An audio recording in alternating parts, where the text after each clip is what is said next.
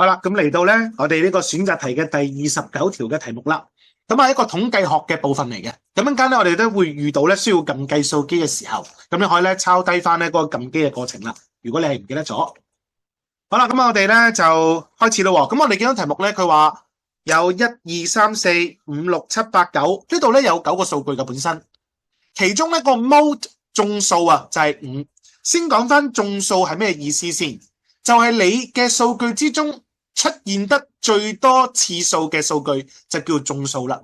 如果佢話而家個眾數係5咧，意味住5咧必定係而家目前咧唯一一個最多數量嘅數據。不過睇翻咧呢9個數字咧，原來本來係有2個嘅4字，亦有2個嘅5字噶。咁4同5嘅數量相同，但係最終個眾數只係5，所以最終呢個未知數 x 咧就定必會係5噶啦。咁等大家知道咗咧 x 會係5先。好啦，然之後咧佢就話啦，喺以上嘅數據之中，我哋會查除一個數，但係嗰個平均值咧都唔會有改變噶。咁問下你咧，最新嘅中位數又係點噶？咁而家咧先同大家講咧點樣用計數機去計一計咧呢度嘅平均數係幾多先。知道咗平均數係幾多，我哋再決定咧究竟應該係要查除邊一個噶。好啦，嗱，計數機隔籬啊，嗱，我哋咧會撳機嘅方法係，首先你要進入 SD mode， 即係要撳咧 mode 4噶。我簡單寫低mode 4，進入咗呢個統計學嘅模式。嗱，然之後咧會逐一將啲數據打落去噶。咁但係打之前咧，你係需要記得要撳一撳 Shift 91等於嘅 AC， 咁我寫低咯 ，Shift 91等於嘅 AC， 就將之前咧有入過統計學嘅數據咧就清除咗先噶。咁呢個好緊要嘅。好啦，咁我哋而家真係可以入數啦。咁譬如話1呢個數據啦，我哋見出現咗一次，我哋將會撳1 M 加噶。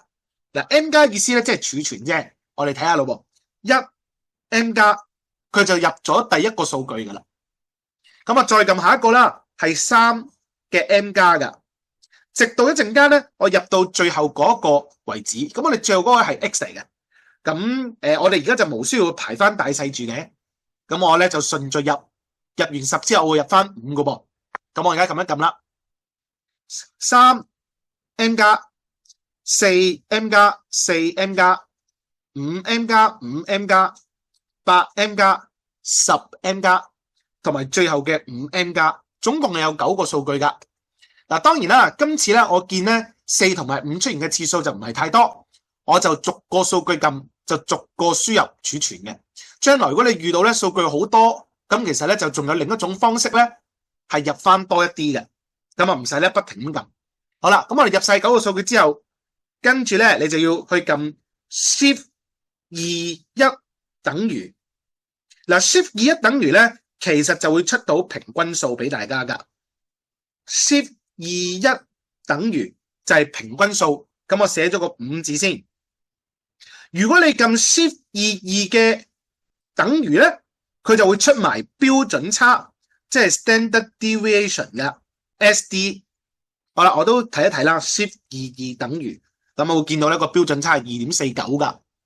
好啦，咁但係我又唔寫喺呢度住啦。好啦，自從咧我哋知道咗原來呢9個數據嘅平均值係5，咁但係你查除唯一一個數據，但個平均值係唔變嘅。咁唯一一個解釋就係你查除咗個數據咧，正就係平均值啦。我先咧喺個計數機咧簡單試一試俾大家睇先啊。咁我哋用少啲嘅數量感受下，譬如話1加2加3呢3個數據嘅平均值，我哋加完之後咧就會除翻3嘅。咁你見到個平均值係2啦。咁如果我將當初呢3個數據1、2、3計少一個噶，即係唔要2。嗱，咁2咧亦都係剛剛我哋撳出嚟嘅平均值。咁如果少咗2呢個數據咧，你發現再計平均數嘅時候咧，原來都真係咧冇改變過嘅噃。所以希望你明白到咧，當你去偷走咗一個平均值嘅數據，咁其實平均值並不會改變嘅。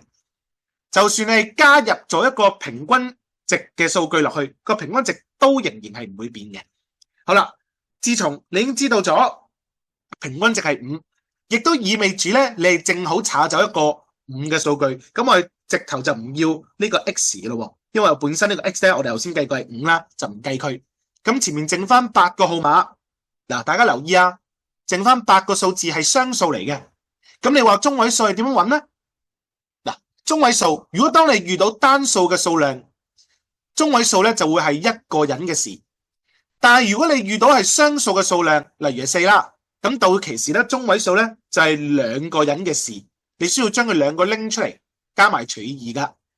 而家唔計啊，最後面嘅呢個5，咁你剩翻8個號碼，嗱，8係雙數嚟噶嘛，好明顯就可以分到前邊4個，後面4個。我哋正好咧需要咧2個人去負責共同揾出中位數。咁個答案咧就係4加5除以2啊。咁我寫埋佢啦，中位數 Q2 即係 median 係4加5除以2啊。個答案咧就會計到係4.5，新嘅中位數咧就係4.5，答案係 C 嘅。